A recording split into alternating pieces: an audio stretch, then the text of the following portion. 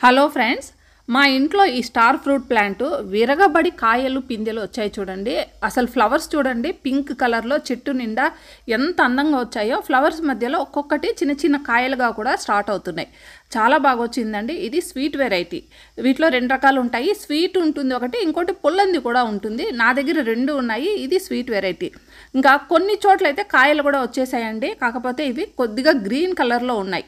ఈ గ్రీన్ కలర్లో ఉన్నప్పుడు కాకుండా ఇంకొంచెం పక్వానికి వచ్చిన తర్వాత మనము కట్ చేసుకోవాలి.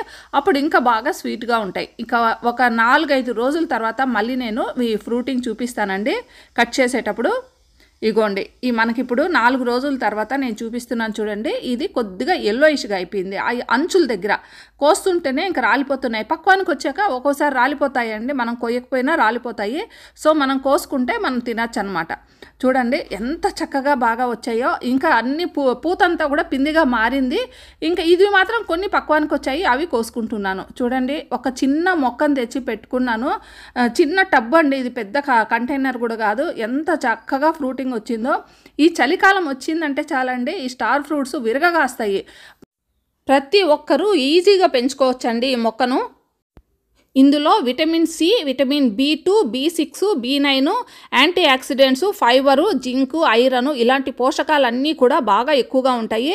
గుండె ఆరోగ్యానికి, జీర్ణశక్తికి ఎక్కువగా ఉపయోగపడుతుంది. కొలెస్ట్రాల్ అండి, బ్యాడ్ కొలెస్ట్రాల్ ఉన్నా కూడా కరిగించడానికి కూడా ఈ ఫ్రూట్ బాగా ఉపయోగపడుతుంది.